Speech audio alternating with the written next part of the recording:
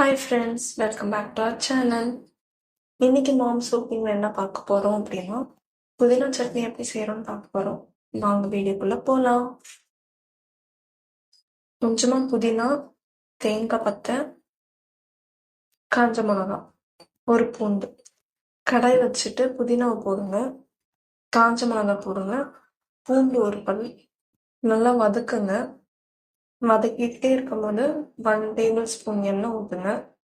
Side by side தேங்காய் பத்தையை wash பண்ணிவிட்டு சட்னியாக ready பண்ணிக்கணும்.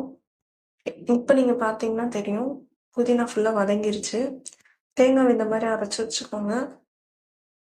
எல்லாம் ஒரே நேரத்தில் போட்டிங்க அப்படின்னா கரெக்டாக வராது. ஃபஸ்ட்டு தேங்காய் முடிச்சுட்டு காஞ்ச மிளகா போடுங்க. அதுக்கப்புறம் அந்த புதினாவையும் போடுங்க. போட்டுட்டு அரைங்க. புதினா சட்னி ரெடி. இந்த வீடியோ பிடிச்சிருந்தா மறக்காமல் லைக், ஷேர் அண்ட் சப்ஸ்கிரைப் பண்ணுங்கள். நெக்ஸ்ட் வீடியோவில் பார்க்கலாம்.